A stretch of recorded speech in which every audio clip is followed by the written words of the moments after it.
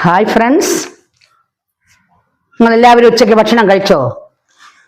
ഞങ്ങളുടെ ഭക്ഷണമൊക്കെ റെഡിയായി. നിങ്ങളെ ഒന്ന് കാണിക്കട്ടെ.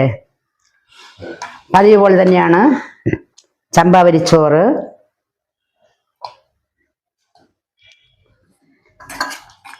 ഏത്തം വാഴക്കൂമ്പ് തോരൻ. ഈ കൂമ്പും കൃഷിസ്ഥലത്ത് നിന്ന് കൊണ്ടുവന്നതാണ് പതിവ് പോലെ. ഏത്തൻ വാഴയുടെ കൂമ്പാണ് ഏറ്റവും നല്ല രുചിയുള്ള കൂമ്പ്.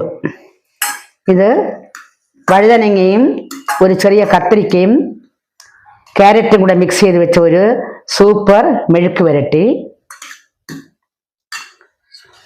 ഇത് രസം, നാടൻ തക്കാളി രസം.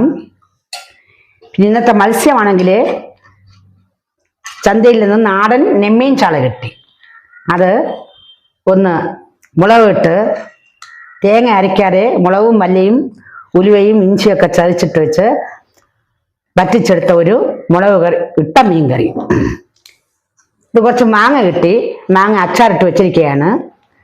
നല്ലെണ്ണ ഉപയോഗിച്ച് മുളകൊക്കെ ഇട്ട് വെളുത്തുള്ളിയൊക്കെ ചതച്ചിട്ട് അച്ചാറിട്ട് വെച്ചിരിക്കുകയാണ്. തണുത്തതിന് ശേഷം മാത്രമേ കുപ്പിയിലാക്കുകയുള്ളൂ.